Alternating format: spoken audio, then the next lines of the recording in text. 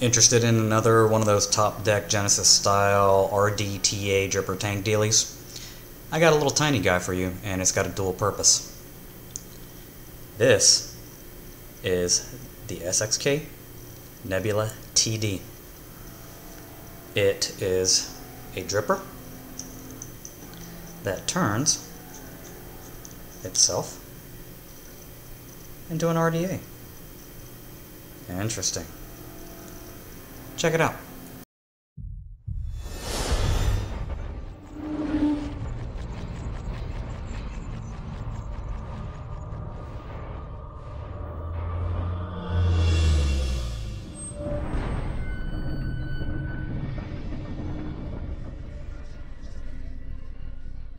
Alrighty then, welcome back YouTube, thanks for watching another review. Got an interesting one today. So everybody and their mother is coming out with these Genesis style tanks. I hate the term. Basically all they are is a top deck RTA. You got the deck on the top, tank underneath, wicks trail down, and it wicks. It juices up like the same way that a Genesis did from the bottom. They're not gravity fed. I really don't like the term Genesis style because it's not a Genesis, and I don't like a dripper tank because there's no dripping involved in this. It just wicks traditionally like most RTAs do. Got one here today, a top deck RTA, let's go ahead and call it that, from SXK. This is the Nebula TD. Not a whole lot to it. Here's the package that comes with. You got the SXK logo, the TD logo, nothing around on the sides at all. Nothing on the bottom. Comes in this little banged up aluminum tin. Open her up, you got a little piece of sponge there. Let's go ahead and remove that. And you get your tank and you get your extras. Let's go over the extras first. Comes with this gargantuan chuff cap. I mean, look at the size of that thing. I mean, you can breathe through that. I mean, it's a snorkel. Comes with this little interesting guy. I'll get to that in just a minute. And it comes with the drip tip actually pre-installed on the tank. I pulled it off just because I don't care for acrylic drip tips. Just not my speed. Over here, you get the actual tank, and we'll get to that in just a minute. And underneath the sponge, get your little bag of goodies, a couple extra O-rings, screws, and yeah, that's about it. That's in there. You want to hang on to that. You got your ubiquitous little blue guy in there. Haven't seen one of those in a little while. So let's stuff that to the side, and then in this little bag, you get the actual atomizer. Now this is, again, not the drip tip that came with it. This little guy here is the one that came with it. I don't prefer that one though, so I use my own. I prefer a Delrin drip tip. So what do you got here? How does this differentiate from the likes of the Haze, the Avocado, the, I don't know, the Fody, and the Limitless? You got a whole bunch of them. Everybody apparently is starting to make these. This is A, pretty nice and tiny, and B, has an interesting deck, and C, it's a dual purpose. Let's go ahead and start off with the dual purpose bit. I mean, if you get this thing all juiced and gunked up, it's easy to clean. You just start unscrewing the bottom where the 510 pin is. The entire base and the glass come off. You got a little bit of threading. If you hear some buzzing in the background, please I apologize for that. That's my fridge deciding that it needed a new fan. It's coming in the mail. And then you'll notice another 510 pin right there. You take this little guy that it comes with, and it'll only line up one way, so rotate it until it fits properly. Press down. I'm not going to press it all the way because it is a little bit of a pain to get off. And then you've got an RDA. And this is just a traditional RDA. You put your coils in, you wick, and boom, you're good to go. I'll leave that on for just a minute. Drip tip comes off just like any other atomizer. This sleeve here pops out, and this is where you've got your airflow control. Forgive the juice that's on there, I left it on for lubrication purposes. You've got two slots here for dual airflow control, then you got one on that side without an opposing slot for single airflow control, and on the sleeve itself, you've got two. And they line up right where the build deck is. And this is where we come into my major gripe about this thing. This sleeve is on here hella tight. I mean, the O-ring tolerance is, oh my god, ridiculous. I've actually got to get my fingernails in around this. This is why I left it partially undone for the purposes of review. Work it around. And even right now it's a little bit of a pain. And pop it off. The good thing is, once you get this thing situated, it ain't going nowhere. The bad thing is, if you ever need to re-wick this, it's going to be a pain. So there you go. There's the actual deck. And it's a velocity style deck, and you'll notice something different. Two things, actually. One, there's only one post hole in each post. And two, it's screwed down from the top, not from the sides. I actually like that. Because of the size of this RTA, the actual deck and everything else, I really have found that I don't like to do a dual coil build. This is nothing, let's see if I can get better lighting on that. This is nothing terribly fancy. This is a 28-38 gauge Clapton that I've wrapped at 1 ohm. It's a kind of a self-twisted, self-braided Clapton. And it's only a 1 ohm coil. If I put a dual coil on this and drop it down to about 0.5, 0.55, it's just way too much heat generation. And I've done similar builds with a 0.6, 0.7, which is standard round wire, and it still gets way too freaking hot in this thing. This is made, because of the size, for a single coil build. Yeah, so I managed to go with a single coil on that, and as an RDA, you'll see those little plugs fill in from the bottom. Just put your cotton through the hole, drape it on the bottom, and it's a standard velocity style setup. But if you're going to go RTA, and this is a big benefit of this, pull this little guy off, or don't put it on in the first place, and the wick holes go straight through the bottom. I like that, because what I can do at this point is run some cotton through the coil, drop it down through these holes, and then trim it from that side to the length that I want. I don't have to worry about stuffing it in like you do with the avocado and hoping you got the length right. No, it just works with this. Got a little bit of cotton here. Let me see if I can go ahead and do this. It's going to be kind of difficult on cam, but we'll see what I can do. The only issue with this so far that I've been having, the biggest issue rather that I've had, is that this thing, it really is difficult to take apart for wicking purposes because of the extreme tolerance on that the O-rings from that sleeve. And other than that, I've been fairly happy with it, and it's performed really remarkably well for what it is. Now, take a bit of cotton, do your standard twist up, and I apologize if you guys can't see this because I'm doing it kind of off cam, and you just pull it straight through. And there you go. And what you would do at this point, and I'm going to have to cut camera real quick because I forgot my tool, is stuff it through the bottom and trim it. So I'm going to go ahead and pause the video and I'll show you the results after I'm done because I don't want to bore you with the actual build process. Alrighty then, I'm back and I've gone ahead and wicked this thing, and while I was at it, I went ahead and shut that refrigerator off for a minute, or turned the fan off. So, what we've got here is a wicked coil, and if you look at the other two juice holes, where the wick channels rather, I've gone ahead and stuffed those up with a little bit of cotton. And if you take a look at the bottom, here's how I've got it trimmed. Really low.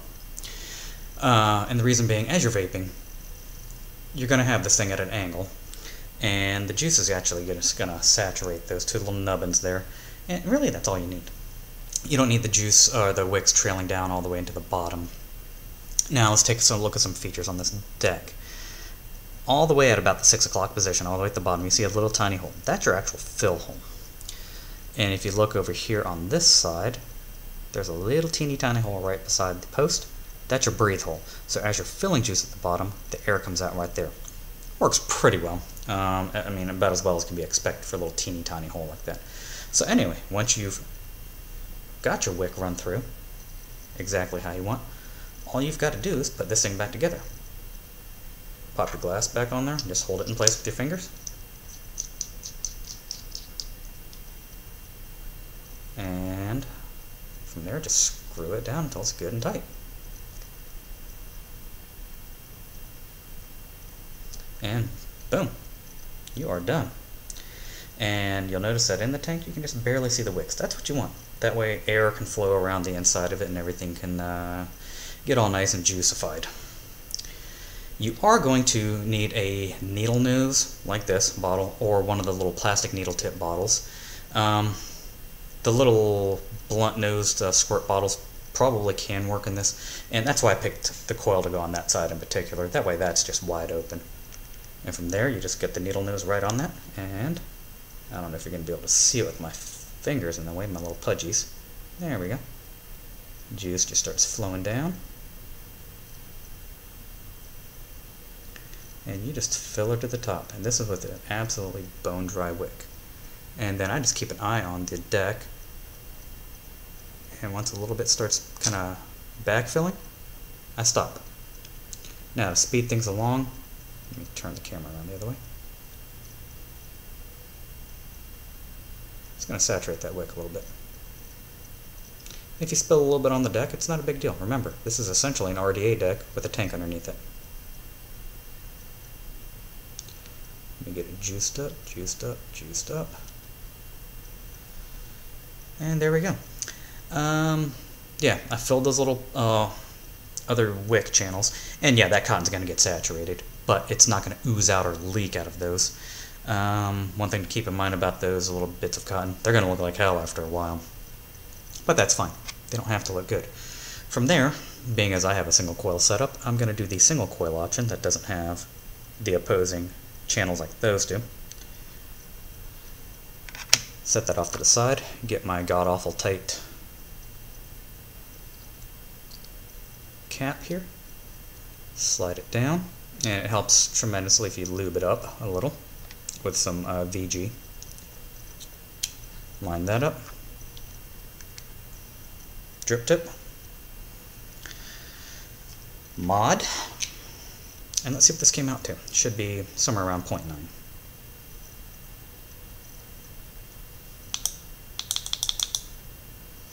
Love the mini volt. 1.1, something like that. Good enough. And I'm going to start low at about 25 watts, just because it's a brand new wick.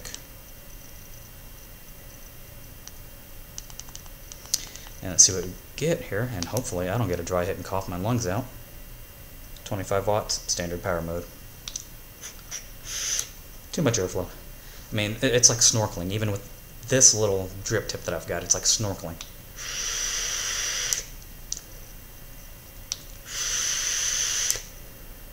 Now, because I have a Clapton in here, or this braided, oh my god, Clapton, it's actually not a very aggressive Clapton. It's a 28 gauge, single 28 gauge core with a 38 gauge wrap, but then I took that and I twisted it around itself. It ends up being a pretty beefy wire with a fair amount of ramp up. And this 25 watts is just barely doing it. And this is an ice cold vape. Let's go ahead and crank her up. There we go. The coil's bedded in now, and it's reading at 1.00 ohms. That's exactly what I was aiming for. Let's go up to 30. Woo, 32. I just want to see what it does at exactly 30 and see if that makes a terrible amount of difference. 30 watts, standard power mode.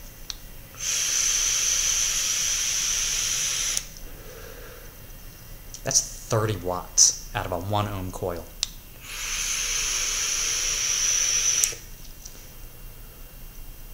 Oh my god.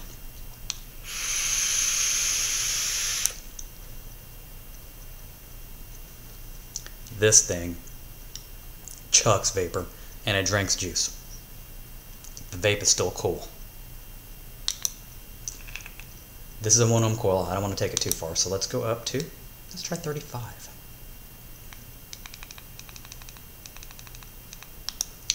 35 watts. Oop. Standard power mode. 1.05 ohms. Close enough for government work. 35 watts.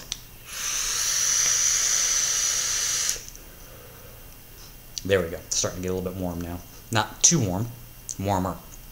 Before, I wouldn't even categorize it as lukewarm. It was just, bleh, it was there. It made vapor, and the flavor was good. Now the flavor is really starting to come out. I've had this particular build, and I didn't take the coil up because it was just so spot on. I've had this particular build running on my VTC Mini up to about 50 watts, and the flavor and vapor production are great, but the heat production is also ridiculous. So, 35 watts standard power mode. This is about where the flavor starts coming into its own.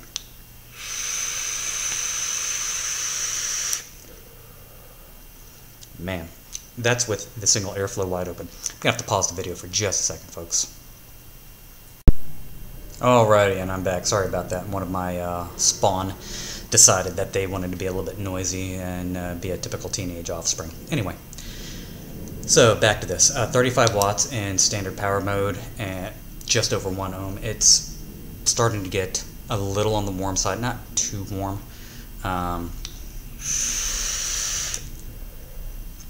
But it's doing that. And that's with the standard power ramp up with the Council of Vapor Mini Volt. And if you didn't watch my previous review or you don't know how these work, the way the standard ramp up works is it takes whatever wattage level you've got set, 35 watts in this case, drops it down about 5%, or 5 watts rather, and then it slowly ramps up, or kind of quickly ramps up to the set wattage that you've got. I have found, for the purposes of these particular coils, and it's more about the build than it is about the tank, that if I crank her all the way up to 40 watts in standard power mode,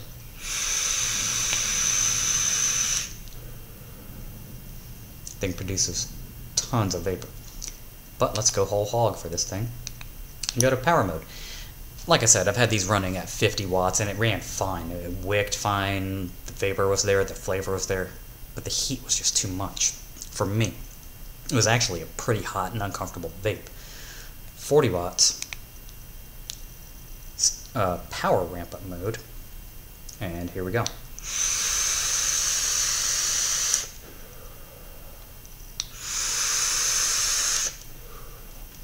And remember, these wicks, they're right about there in the, right about there in the coil, or in the tank. So what I've been doing, I don't have this thing cranked down all the way because I don't want to push the threading down. You'll notice there is a little hairline gap, and it does sit like that on certain atomizers. I've been using it in such a way that as I'm putting it in my mouth, the wick is getting saturated. The other wick's going to get wet as well, just from moving it around, holding it, and whatnot. It's going to saturate your wick, so you really don't need to worry about it how you vape. Whether you're a thumb firer, trigger fire, sideways trigger fire. That's typically what I do. I typically hold it in my left hand because I'm right-handed, I like to leave my right hand available, and I just vape. So this is in the power ramp-up mode with the single airflow fully open.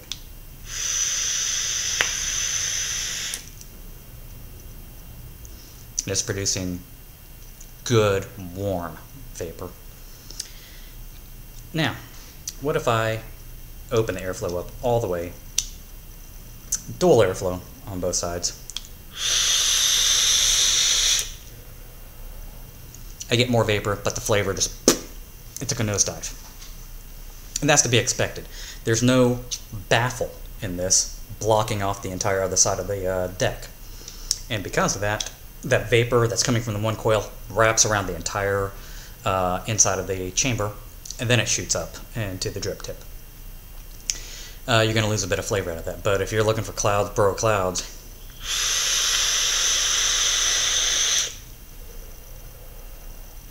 40 watts, I'll do that. Not my speed though. I go with the single coil option, pop it right in front of the coil, and typically what I've been doing, I leave it just a little more than halfway open. I drop it down to standard power mode, and where I've been rocking this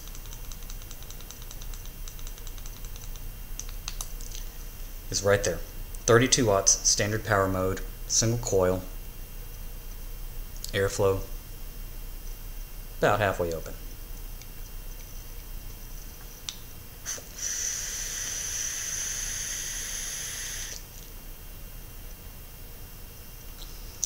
slightly restrictive direct to lung hit, the flavor though is choice. This tank is a flavor chasing beast. That's what this thing is designed for. I did have it tanked up all the way. You've seen how many hits I've taken off of this. What, 6, 8 hits? And the little teeny tiny juice capacity in this, I mean, it's about 1.5 mils. They advertise it as 2 mils. You're not going to be able to get 2 mils in there. Even wicked as anemically as I have with, I mean, tank-wise, how little wick I've actually got sitting in the tank. I can squeeze right under 2 milliliters in there. So, yeah, you're not going to be able to chuck clouds for a long time without refilling. And that's why one of these is so handy, because this chamber is a little bit of a pain to get off. But anyway, maybe a little too restrictive. Let's open it up very, very slightly. About 2/3 of the way open.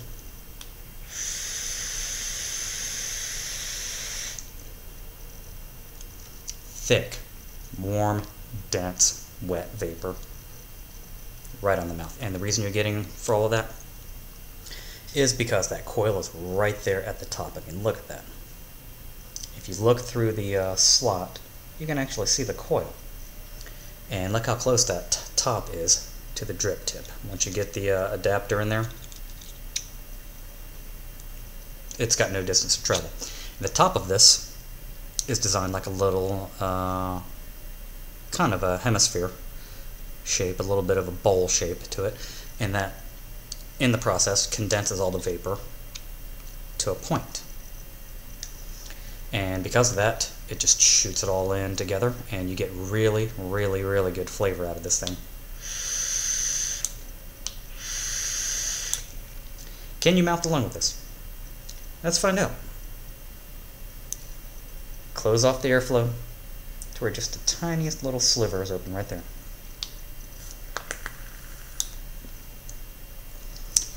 Helps if I turn the wattage down. That was a little bit more.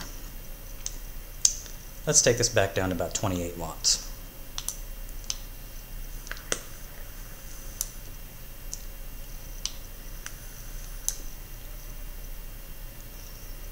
And it's producing tons of vapor for a mouth-to-lung rather hit. I like this thing, and it's, for what it is, it's a great, great mouth-to-lung tank. And it happens to double as a great direct-to-lung tank as well. SXK. They came out with the SXK Corolla, which was another Genesis-style top deck RTA. Single coil only, had little tiny bits of airflow, and it was made pretty much exclusively for mouth-to-lung hits. You could direct-to-lung off of that, but it was really, really restrictive. More restrictive than what I've got right here. This thing is made for flavor, and it also is made to drink juice, because it does that, and it does it in style.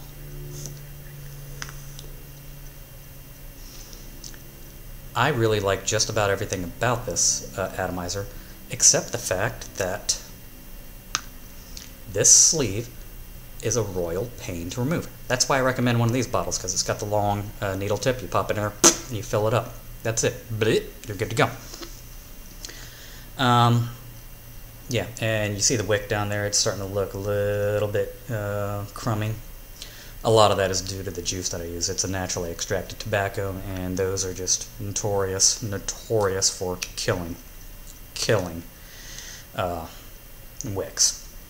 But anyone that actually vapes a naturally extracted tobacco or tobacco liquids in general will tell you that you want your wicks to look like that. Bleh, why am I cannot talk? The crummier a wick looks with a tobacco vape, the better it's going to taste. Doesn't apply to any other type of flavor profile. You do that with a dessert or a custard or a bakery or a fruit especially, and it's going to taste like you're sucking on raw monkey butt. With a tobacco vape, that's when the flavor starts coming out. And this wick isn't really broken in yet. If I vape on this for about the next hour and really get those wicks crudded up and get that coil looking like garbage, it's gonna vape. Just really vape a treat.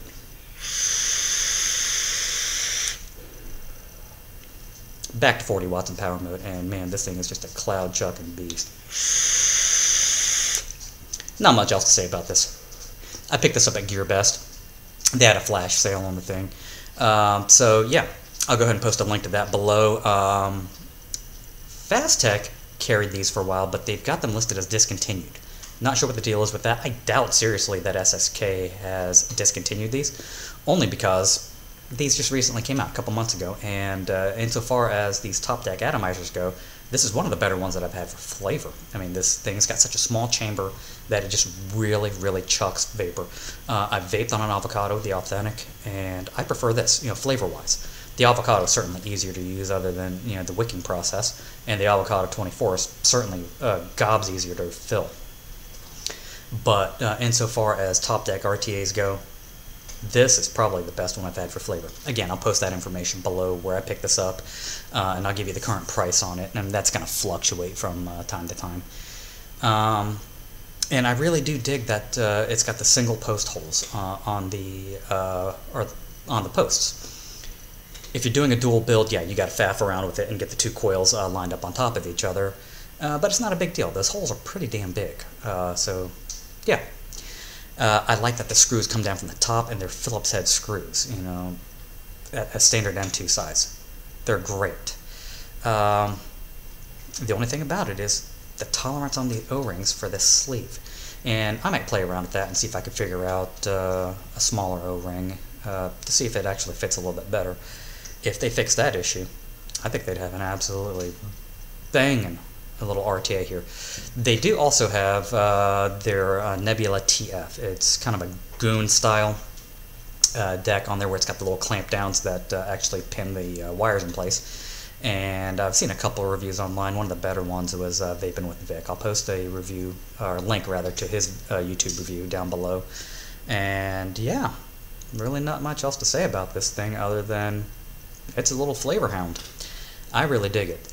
So again, like I'm going to say in every video up until this is resolved, support our vaping rights. Go ahead and support advocacy. Join AMSA, join CASA, visit Right to Be Smoke Free, contact your legislation, your representatives. Tell them that it's important to you and let them know that your vote is going to depend on their actions on that. There are a couple coalitions, AMSA and the Right to Be Smoke Free, that are suing Big Tobacco, and not the Big Tobacco, the FDA in regards to their preferential treatment to Big Tobacco, and challenging their right to do what they've done with the deeming regulations. So support all of that, and if you've got enough scratch that you can go ahead and donate a couple bucks to AMSA, go ahead and do that. I mean, every dollar counts. If you can only afford a buck, donate $1. They'll take it, and it goes to a very good cause. These are life-saving, healthier alternatives to smoking. So let's protect our rights to do this, and let's protect the rights of the people who are still smokers who might in the future want to become vapors. Give them the opportunity to have the same choices that we have, rather than having to smoke or use a vaping product that comes from Big Tobacco or is just basically a cig-alike. So yeah, protect our rights, support advocacy. And with that, I'll go ahead and get off my soapbox.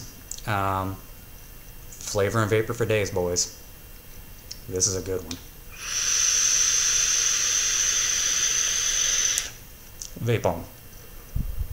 Alright, and a little bit of a extra video with this, and just because I can, I'm going to show you this chuff cap in action. I've got the airflow wide open. I mean, you can see through this thing completely. Look how wide open this thing, that is absolutely ridiculous. Let's see what it can do. Still at 40 watts, power mode. And I mean, this is like it's a snorkel.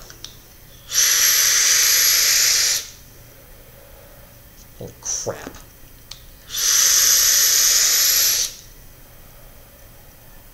$40 watts.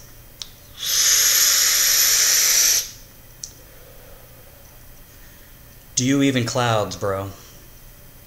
That's what that chuff cap does. Not particularly my style, but if you're a cloud chaser, this thing will absolutely do it. Oh my god. Just wanted you to see that. Vape on.